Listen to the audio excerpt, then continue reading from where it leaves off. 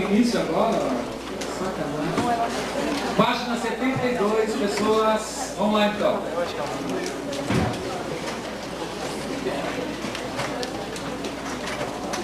Tá, gente, nós vamos começar a trabalhar, tá?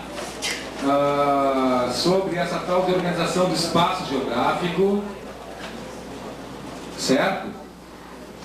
A primeira coisinha, tu vai escrever ali do lado organização do espaço geográfico, tá, ó, vai colocar a seguinte expressão: é diferenciada.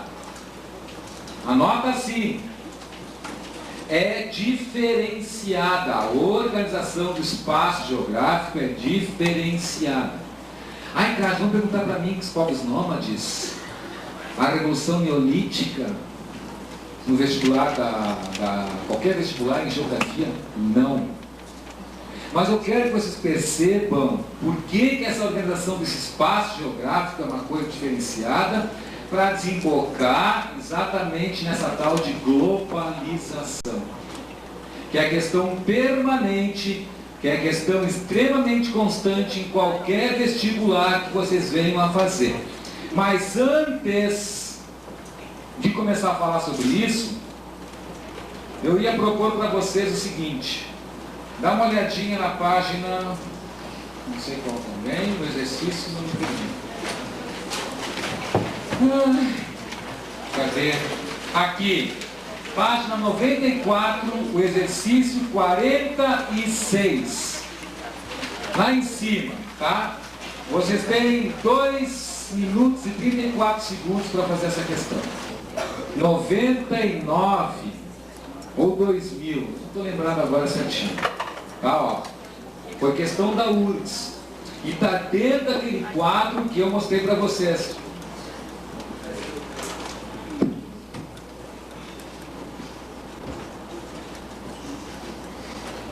Tabela periódica dos elementos.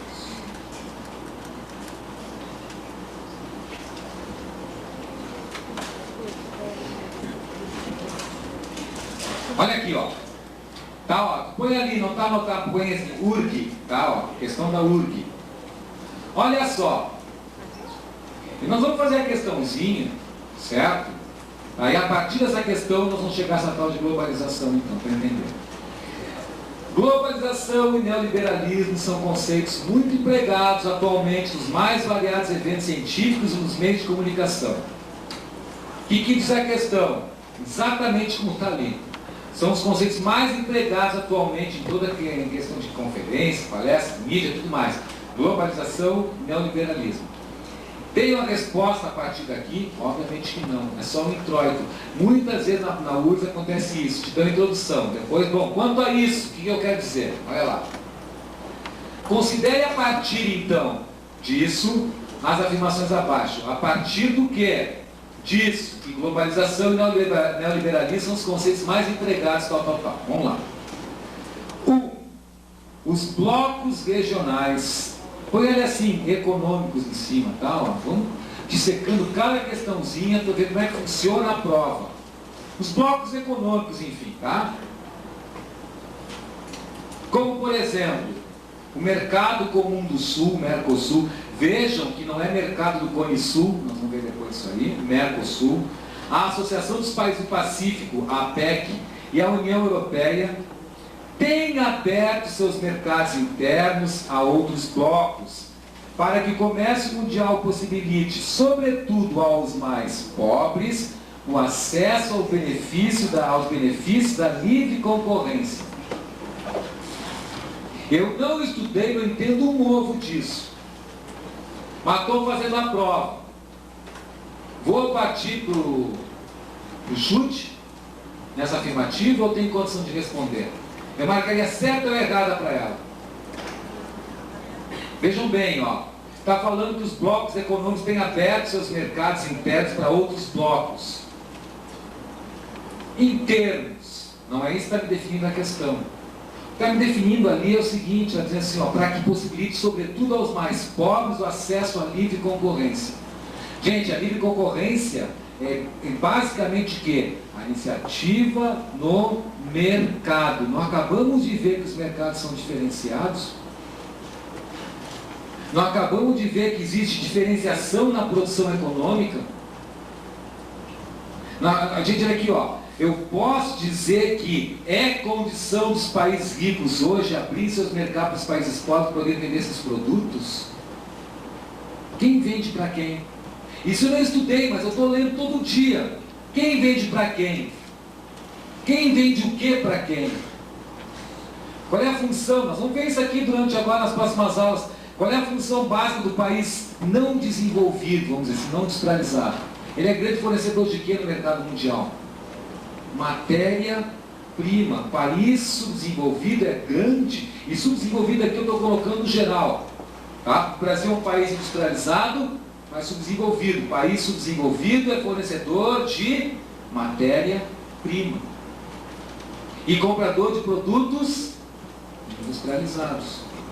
Eu posso dizer que a nova ordem, como está estabelecida, beneficia os países mais pobres? Eu posso dizer isso? Absolutamente. Nós vamos ver que a nova ordem, na verdade, ela privilegia o que é? Os países ricos do mundo. Então eu tiro um.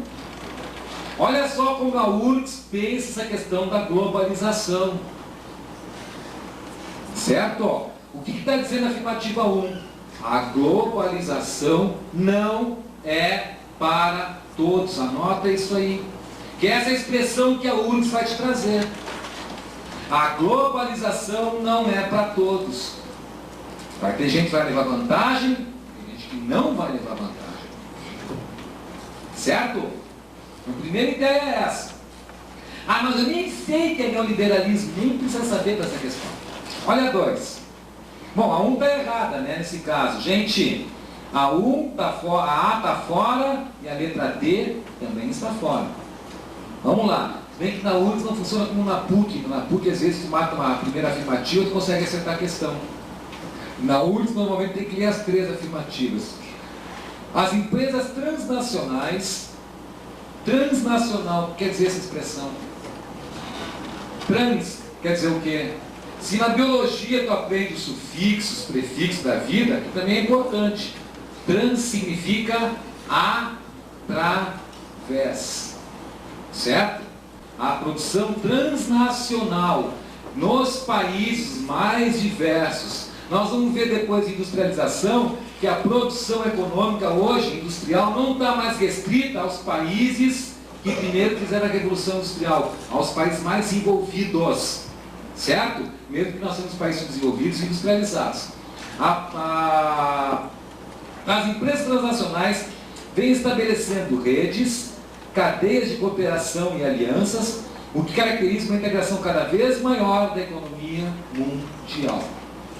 O que vocês acham? É uma afirmativa verdadeira?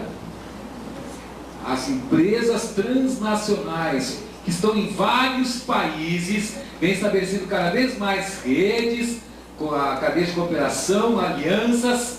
Pode botar mais uma palavrinha que nós vamos trabalhar depois e reforçar isso aí. Fusões. Tá? É o que vem acontecendo no mundo hoje. As grandes empresas estão se fundindo. Estão se fundindo para quê? Para fundir com as outras, né? Ganhar o mercado sozinho, né? Ó. Então, olha lá, a verdadeira 2. Essa é um sintoma da globalização. A aliança, a cooperação entre empresas, cuja produção está espalhada, aí o transnacional, está espalhada por todo o mundo, não está mais restrita a lugares específicos, como era antes da Segunda Guerra Mundial, principalmente.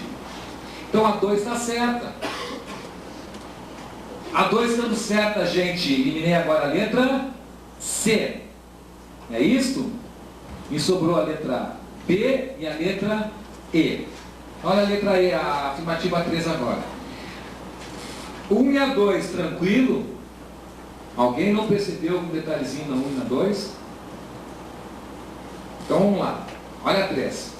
A globalização da economia capitalista com o avanço do neoliberalismo, sem eu ter a necessidade de saber o que é neoliberalismo. A URGS não perguntou o que era neoliberalismo, só disse o quê? que é um conceito muito empregado atualmente.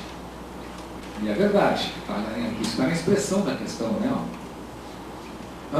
Tem estimulado o consumismo em todos os continentes, o que tem ocasionado uma rápida melhoria das condições de vida das populações dos países não desenvolvidos. A 1 e a 3 não tem alguma coisa a ver? Se a 1 fosse verdadeira, é possível que a 3 pudesse ser considerada. Certo? Mas a 1 nós constatamos que a globalização não é para todos. Se a globalização não é para todos, eu posso dizer que a afirmativa 3 é verdadeira? Absolutamente. Estimular o consumismo em todos os continentes. Quer dizer o seguinte, melhorar o padrão de vida de toda a população mundial. Todos os países do mundo são inseridos nesse contexto da globalização, gente, com melhoria da condição de vida? Absolutamente. Olha como a URSS está pensando essa questão então também.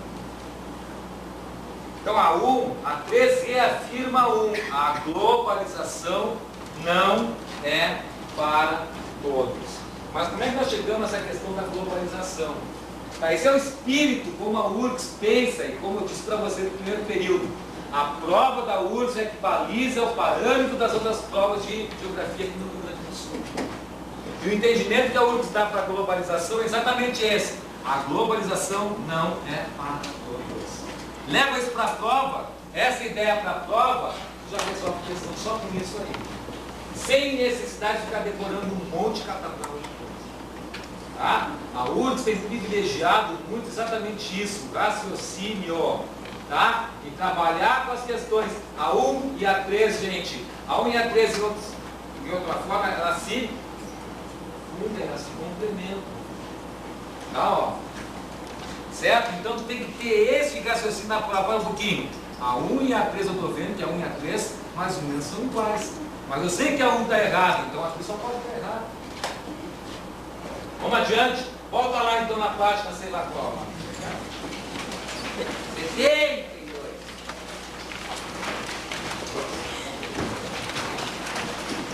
Ah!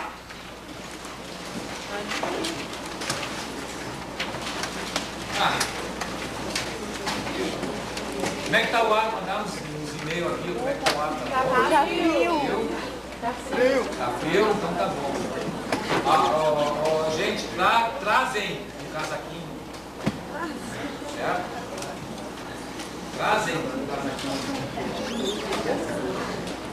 Porque a pior é amiga, assim, eu conheço aqui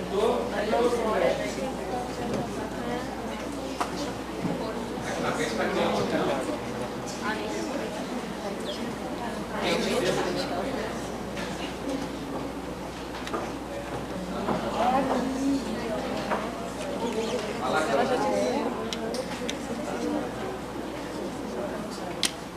Pessoas, olha aqui, ó. Enquanto que ela está resolvendo o problema climático, que é uma coisa bem geográfica, não.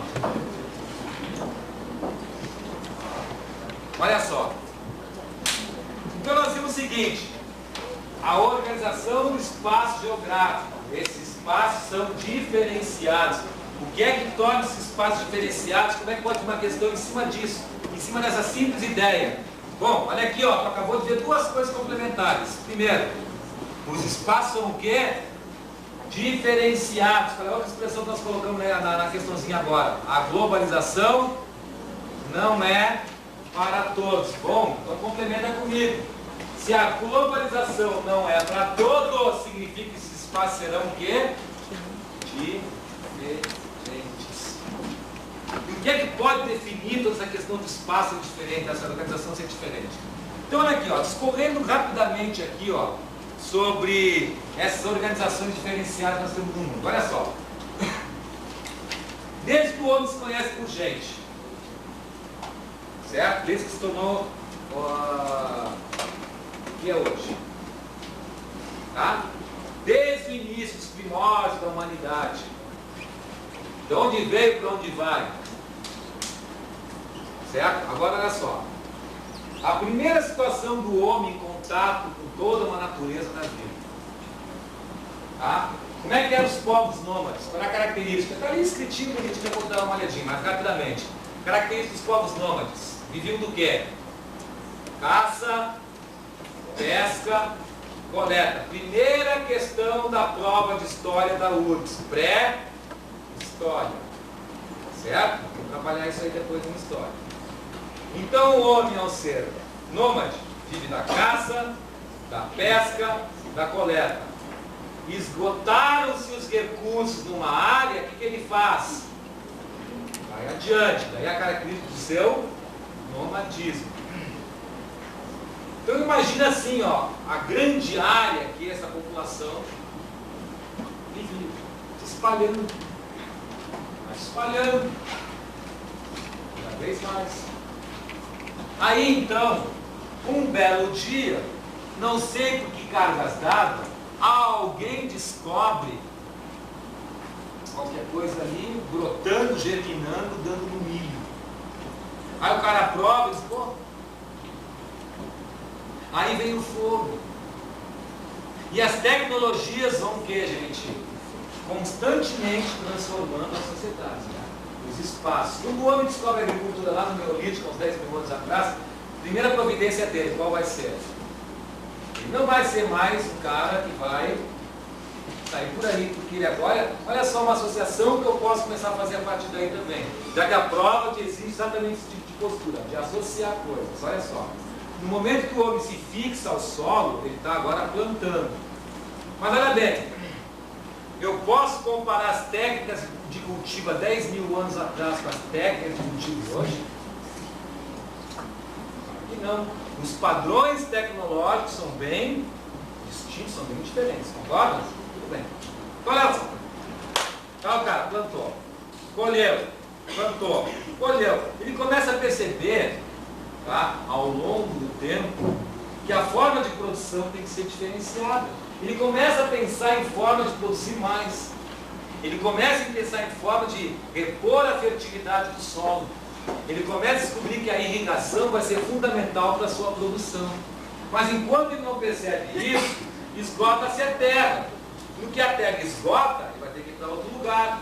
São os primórdios da chamada agricultura itinerante. Quer dizer, trabalhava a terra até o seu esgotamento e adiante.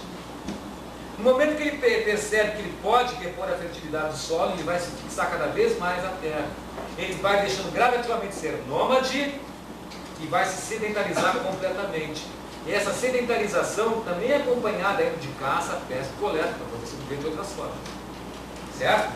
Ele começa a perceber o tempo, o clima, isso aqui dá aqui, isso aqui não dá aqui, isso acontece assim, isso acontece assado. Ele vai incorporando na sua vida novos padrões de tecnologia.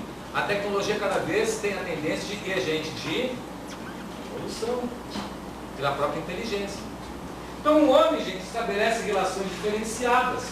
E a partir do momento que estabelece relações diferenciadas no seu espaço, ele começa a dominar uma determinada área, um determinado território. E quando ele se aposta de determinado território, o que ele vai fazer com aquele território? Ele vai lutar com unhas e dentes para manter o território, é ou não é? Certo? Só que tem outro lá, tem outro território, está interessado nesse território. E aí, gente, começa a velha questão humana, né? Olhou para o outro, ligou, né? Certo?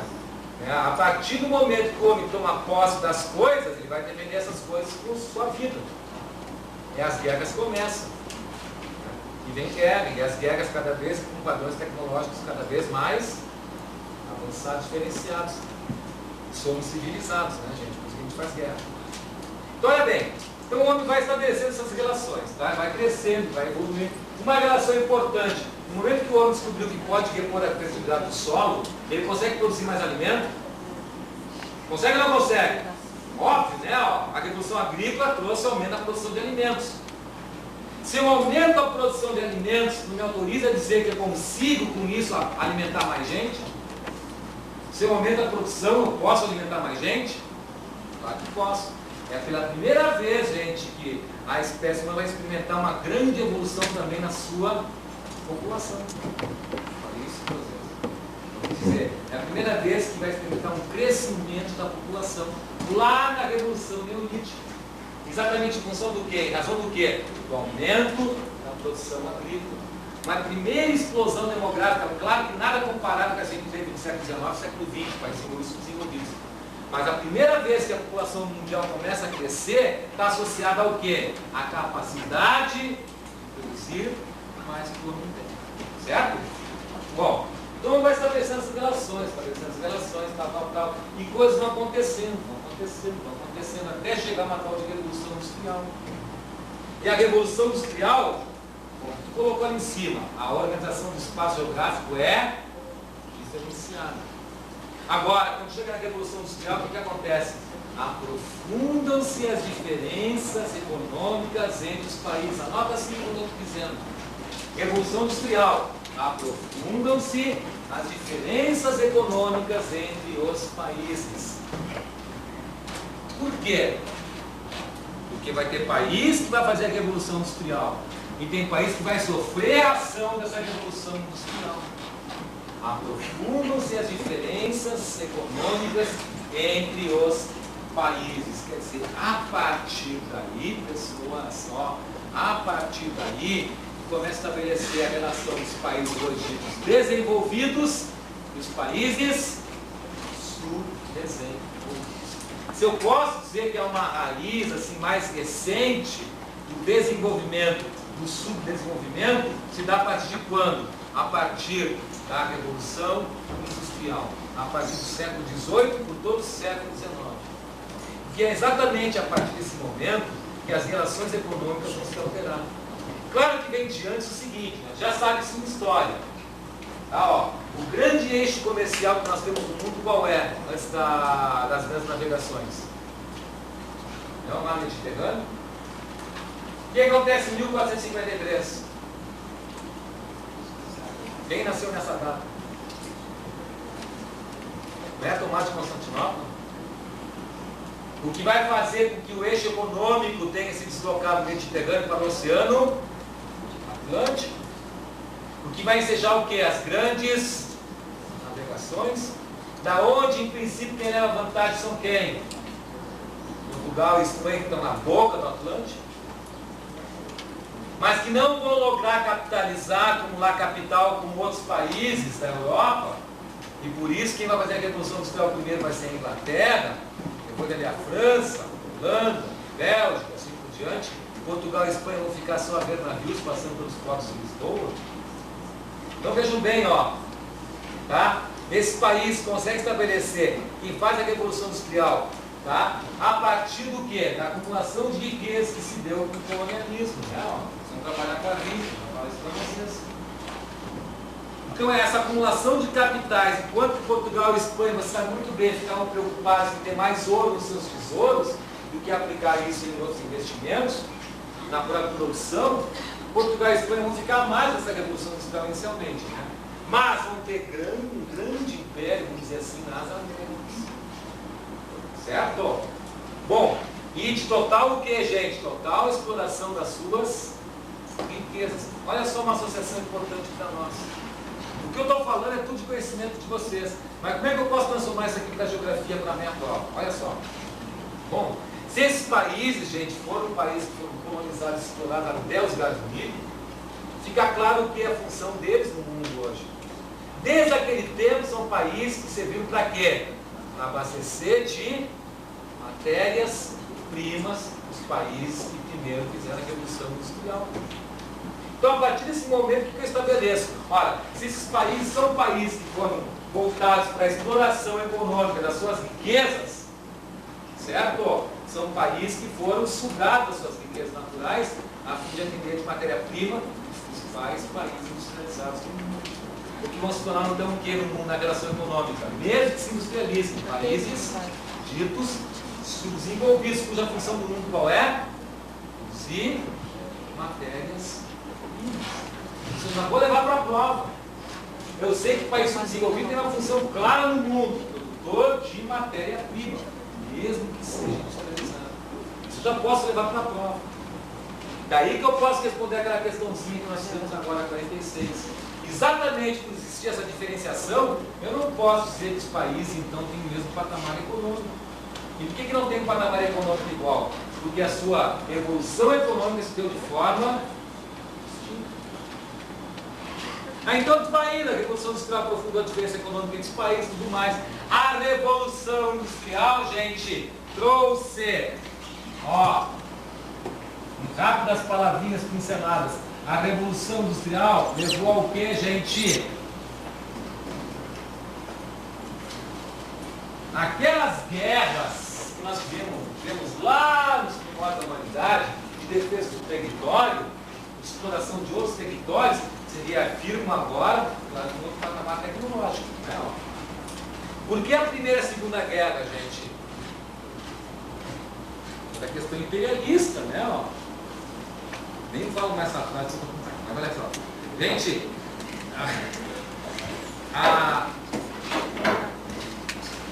tanto a Primeira quanto a Segunda Guerra Mundial são frutos, como se diz, a Revolução Industrial. Ou seja, os países que primeiro fizeram a Revolução Industrial vão ter a necessidade de conquistar cada vez mais territórios. Vamos ver aqui então, porque, ó, eu poderia colocar assim, ó, conquista e domínio de territórios. Fica tão fácil, gente. Olha só isso aqui, sabe que a Revolução Industrial trouxe isso? Se a Revolução Industrial trouxe isso, por mais globalizado que seja o mundo, não pode dizer que as coisas sejam iguais no mundo. Eu não posso dizer então que a globalização é para todos. A globalização não é para todos. Onde é que está o início de tudo isso? Então, olha só, conquista e domínio de territórios. Porque, gente, o que os territórios vão ter?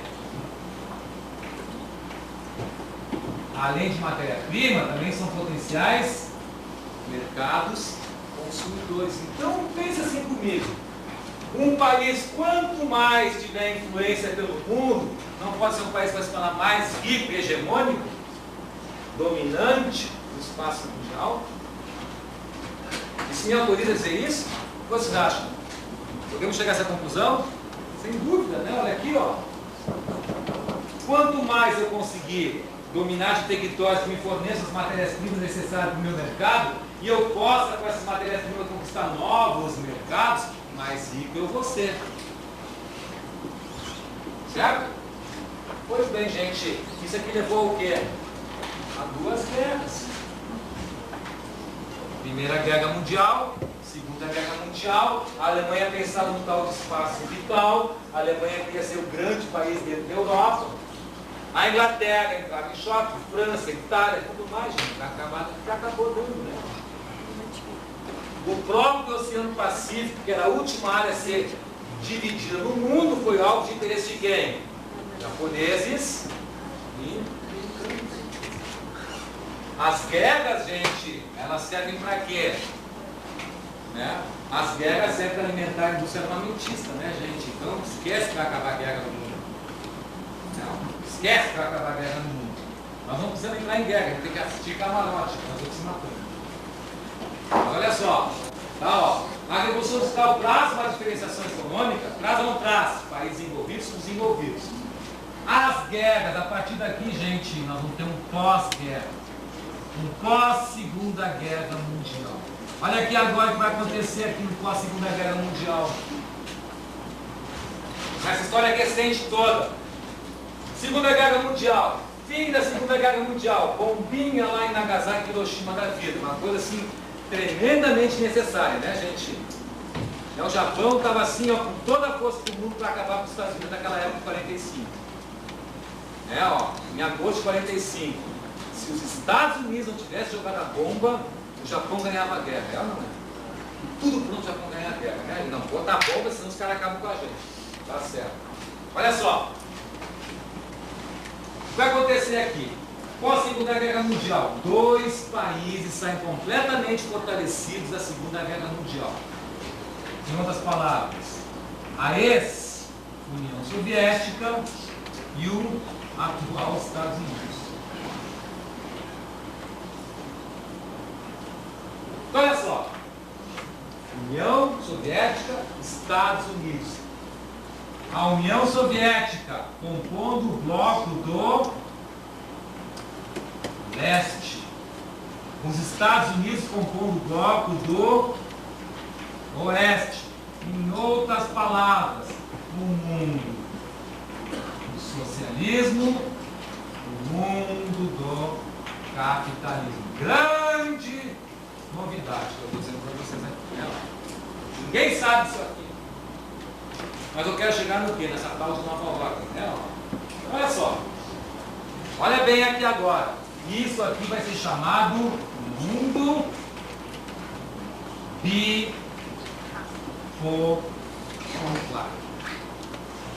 Presta atenção que o ano passado veio uma questãozinha falando em bipolaridade Japão e Estados Unidos. Certo? Pintou para ti bipolaridade dentro da nova ordem mundial, esquece.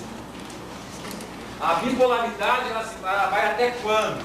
Até o final da década de 80. Então aqui, gente, aqui sim agora. Final, vou voltar aqui um pouquinho. Na década de 80. Nós vamos ter o quê? Natal da nova ordem. Aliás, olha aqui o ponto 4, não está dizendo que é uma nova ordem. Eu estou dizendo assim, ó. O mundo é uma sucessão de novas ordens. É ou não é? Uma nova ordem sucede uma velha ordem, que vai suceder com uma nova ordem e assim por diante. Cadê uma expressão bem típica? Por exemplo, no período do mundo bipolar, tá, ó, eu vou anotar aqui certinho, tá? No mundo bipolar, no conflito ideológico, claro que também é econômico, mas aqui vai aparecer para ti assim, o conflito ideológico leste-oeste. O bloco socialista, o bloco capitalista. O mundo bipolar, pessoas, tá, ó, estabelecido pós-Segunda Guerra Mundial, tem como expressão máxima quem? A Guerra Fria, né? O equilíbrio do terror. Eu acho lindo, sabe? Equilíbrio do terror, gente. Eu acho mais estúpido, não? Se eu jogo a bomba, tu joga a bomba de volta. O que era chamado o quê? Destruição mútua assegurada. Olha que bonito, gente. Destruição mútua assegurada. Parece que aqueles dois guris que vão brigar, um na frente do outro, cospem no chão, facilmente, passa a mão na cara, então vamos embora. É, ó. Bem assim, se jogar a bomba em mim, eu jogo em ti. Joga a bomba em mim, que eu jogo em ti. Porque se jogar a bomba em mim, eu jogo em ti. Tu revida, eu revido, o mundo acaba. Destruição mútua assegurada. Vamos perguntar